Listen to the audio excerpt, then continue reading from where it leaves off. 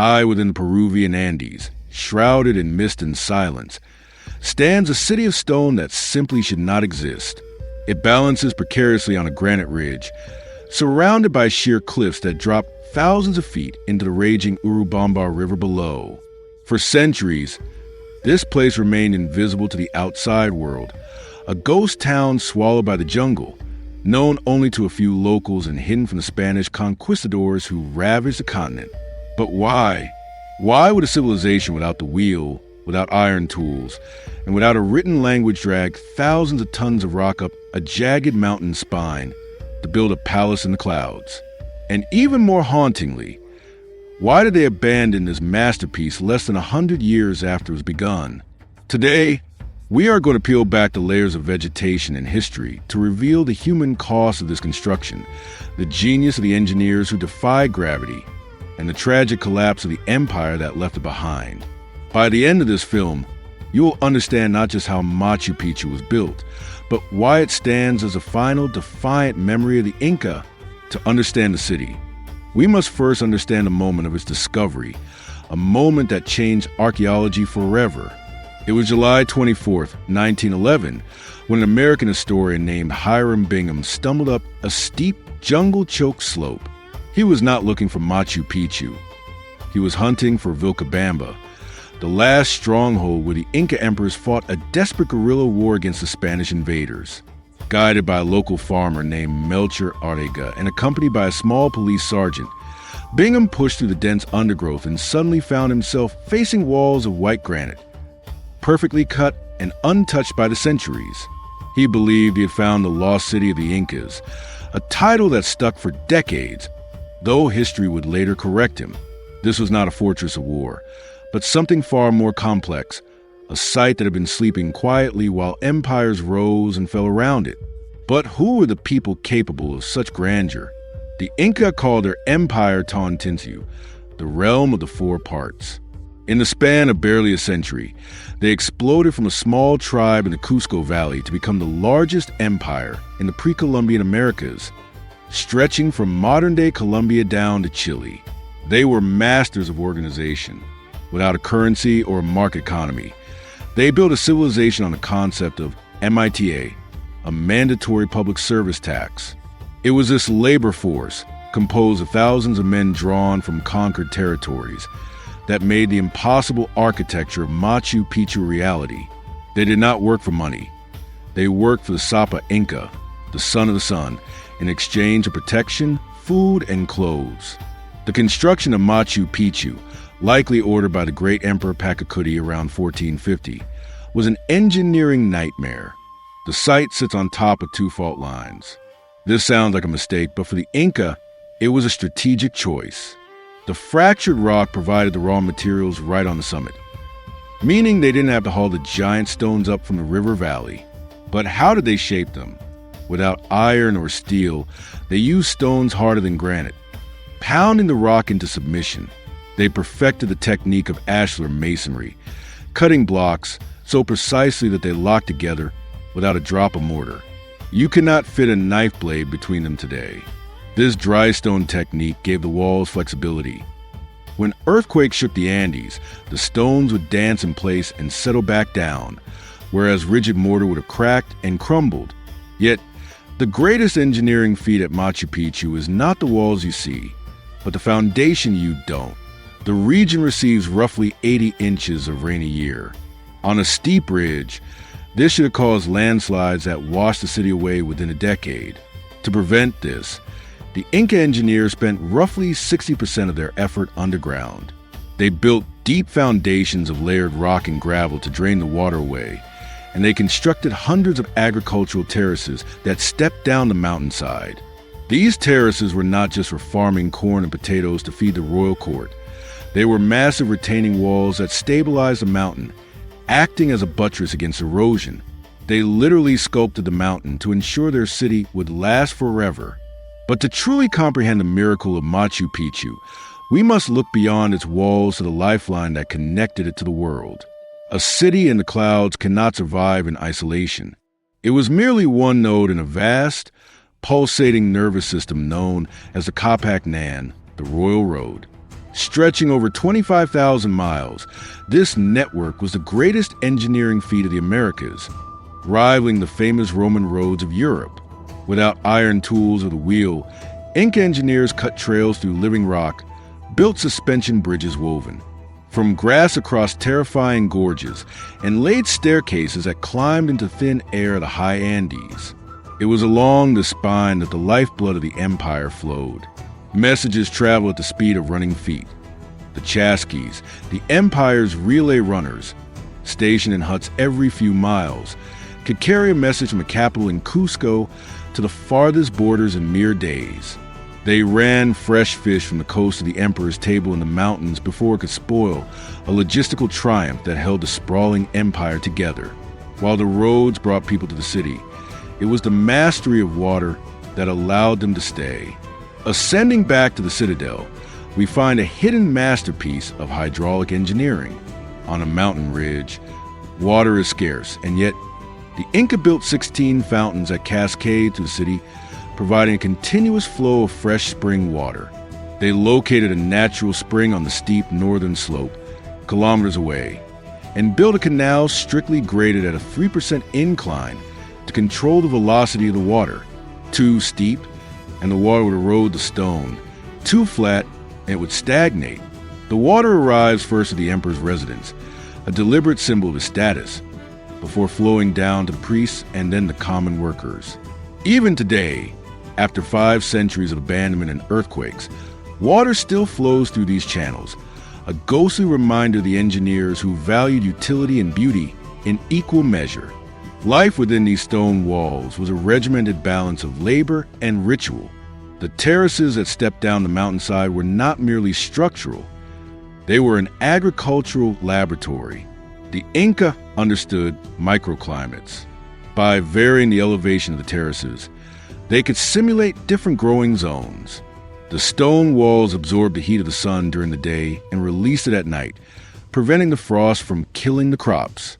Here, they experimented with countless varieties of corn and potatoes, adapting species from the jungle to thrive in a high altitude. This was not just subsistence farming. It was state-sponsored science. The food grown here, along with imports brought up from the Amazon via the road network, supported a population of perhaps 700 to 1,000 people at its peak. A mix of royalty, religious attendants, and the Anaconas, the skilled servants who maintained this state. As the sun set over the Urubamba Valley, the city turned its eyes to the heavens. For the Inca, the sky was not separate from the earth. It was a reflection of it. They did not just see constellations made of stars. They saw constellations made of the dark spaces between the stars, the dark cloud constellations. They saw a llama, a toad, and a serpent in the black ribbons of the Milky Way, which they believed was a celestial river, Miu, the counterpart to the river roaring far below. The layout of Machu Picchu mirrors this cosmology. The famous Inhuatana stone, the hitching post of the sun, is a ritual stone aligned perfectly with the sun during the winter solstice. The Inca believed they could tie the sun to the rock to prevent it from straying too far north, ensuring the return of light and warmth. To stand in the center of the plaza was to stand at the axis of the universe, where the earth, the sky, and the underworld intersected. However, this golden age was destined to be short-lived. The fall of Machu Picchu is as mysterious as its construction, but it wasn't destroyed by cannon fire or trampled by cavalry. It simply withered away. In the early 16th century, before the Spanish soldiers even set foot in the region, invisible assassins arrived first. Smallpox and measles. These European diseases raced down the trade routes from Central America, decimating the Inca population and killing the Emperor Huayna Capac. His death triggered a brutal civil war between his sons, Atahualpa and Huáscar, which tore the empire apart just as the Spanish conquistador Francisco Pizarro arrived on the coast. In the chaos that followed, the social order that supported Machu Picchu collapsed. The MITA labor system broke down. The supply lines from Cusco were cut. The state was likely abandoned around 1572, as the last resistance of the Inca was crushed. But here lies the twist of fate. Because Machu Picchu was not a strategic military target and was hidden so effectively by the geography, the Spanish never found it. They burned and dismantled Inca temples across the Andes to build their churches. But Machu Picchu remained untouched, gradually reclaimed by the cloud forest. It slept in the mist, preserving the pure, unadulterated vision of the Inca world, while the rest of the empire was systematically dismantled. To fully grasp the sanctity of Machu Picchu, one must step inside its most hallowed chambers, where stone and spirit merge. Among the hundreds of structures, the Temple of the Sun stands unique. It is the only building with a curved wall, a semicircular tower built upon a massive natural rock that serves as an altar. The stonework here is the finest in the entire complex, polished to a glass-like smoothness. Beneath this tower lies a natural cave, carved and shaped into what Bingham named the Royal Tomb.